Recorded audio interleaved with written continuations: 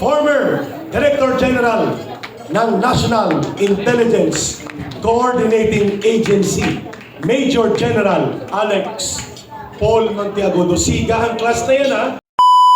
So, even after hindi na siya presidente, we still provided him support. At ako, personally, volunteered to go with him sa Hong Kong para maiayos ang security doon sa affair sa Hong Kong. So, 365 days ago, I recall, napapag-usapan namin ni PRRD yung arrest warrant niya sa ICC. At sa gabing ng March 10, bago kami lumipad pabalik sa Pilipinas, pinag-usapan uli namin yon. And brief namin siya sa information, sa mga possible consequences. And we made a lot of mga suggestion para maiwasan sana. Pero at the end of all the discussions, nag-decide siya, sabi niya, tuloy tayo, harapin ko yan. And yun na nga, lumipad kami on the 11th, madaling araw.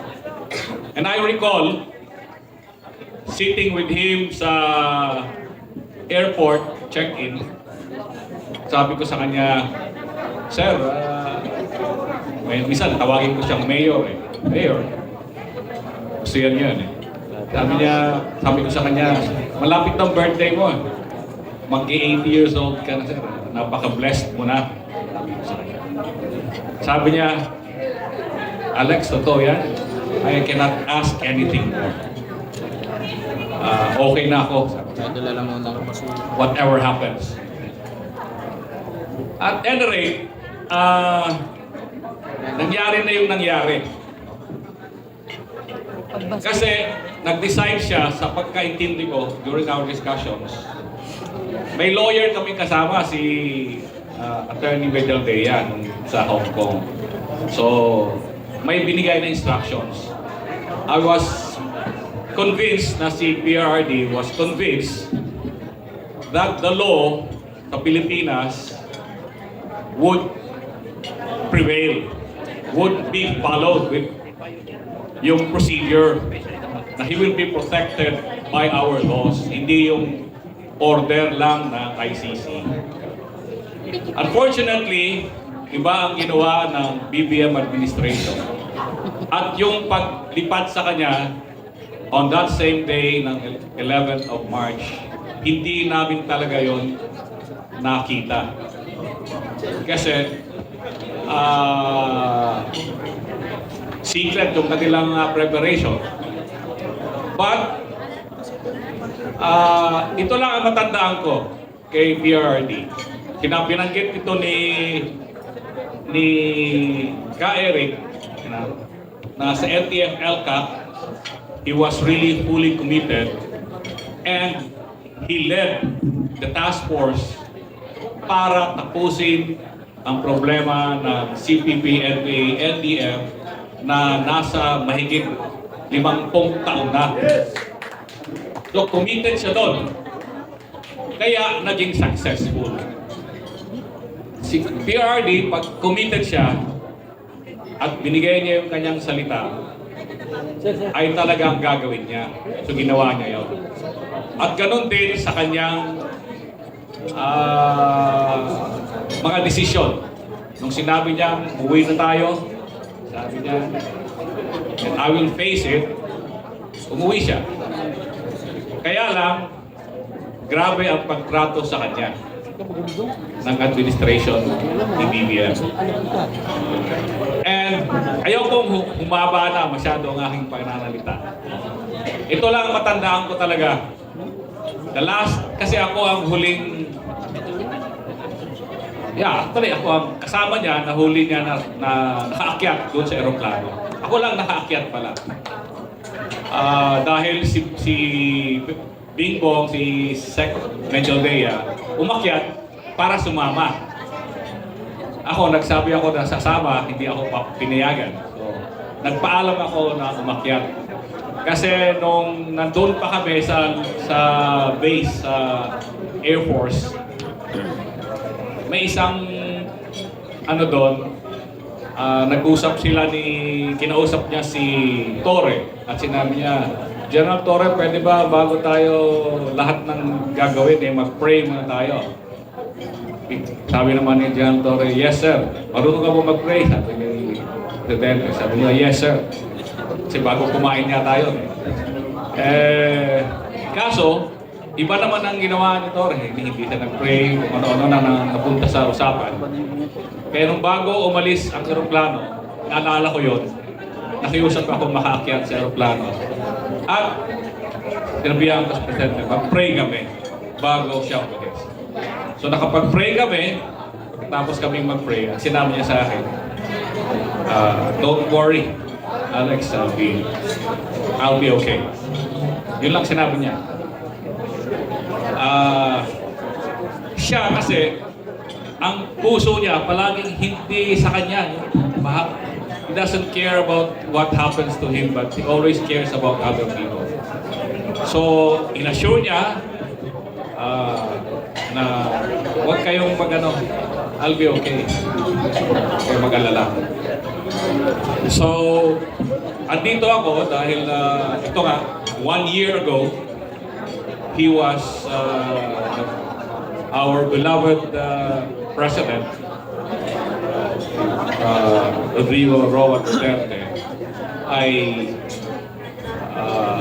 was really treated like a criminal. Kahit hindi pa siya convicted, napakasama ng treatment sa kanya. Mabuti na lang, nakuna natin ng mga pictures at videos na document kung paano siya pinastos ng administration. At ngayon, 1 year ago, ito yung isa sa mga bagay na gusto kong maalala natin na ito ang isa sa pinakamasamang ginawa ng administration na to sa kay PRRD. Dagdag lang ako. No? Nangyari kasi ito dahil talagang galing ako sa intelligence, palagi nilang kinikwento at pinifeed kay BBM na si PRRD ang maglo-launch ng kudeta, maglo-launch ng revolusyon at i-overthrow si PRRD. At kasama kami doon. Yun ang palagi niyang kwento. Despite the fact na ang totoo niyan, maraming pumupunta kay PRRD na kinakausap siya na siya ang mamuno ng isang coup, pero ayaw niya. Ayaw niya. Sabi niya, hindi maganda ang ganong paraan na magpalit ng leader. Let's give BBM a chance to prove himself. At the early stages pa lang yon. Unfortunately, may mga nangyari. Nagtayo ng Maharlika funds, convert na, binenta yung dollar na reserve natin, ginalaw ang pera ng bayan. At sabi niya, hindi na siya pwedeng tumahimik. And worst of all, they started attacking Inday, VP Inday. Sabi niya, I remember that clearly. Every 5 minutes. As a father, I have to protect my daughter. I have to do something. So, started speaking out against the administration's corruption. Siguro, plus yung mga additional information na disinformation na dinideceive yung BBM, kung ano-ano mga kwento nila, meron pang assassination, may mga pangalan pa ng mga officers na kasama namin dati na sila daw gagawa ng assassination kay BBM, etc. Mga outrageous stories na galing sa intelligence kuno nila. Si PRRD mismo ayaw. Sabi niya, ayaw ko kasi ang makikinabang ang anak ko kung matatanggal si BBM. So yun yung maalala ko. Talagang ano siya, he is still respected the president. But he was vocal kasi nga abusado at grabe ang pagnanakaw. At siguro ginawa nila yung rason na talaga dapat ma-neutralize siya, mawala. Kaya lang ngayon, lalo namang lumalakas ang mga supporters ng PRRD. At ako nandito para pakita rin na nakikiisa ako sa inyong lahat. Kaming mga taga-Davao, kasi taga-Davao ako, meeting rin, ay nakikisa sa inyong lahat. Mabuhay po ang Pilipino, ang sambayan ng Pilipino. Buhay si President Duterte.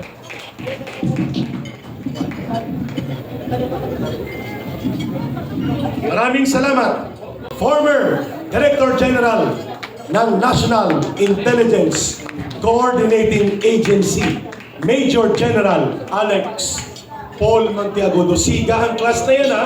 Classmate yan ni General Romeo Pukis. Class 81 yan ng PMA. It runs in the class. Yung kanilang class, no? Nanindigan talaga dito. Mga kababayan, without much further ado, akala namin kapag gutom, maingay. Kapag busog, tahimik. Dapat pala mamaya na lang natin ibinigay ang bihon para mas tahimik. Please, lend us your ears. Para naman po habang nagdo-double tasking, na ninanamnam ninyo ang pansit bihon,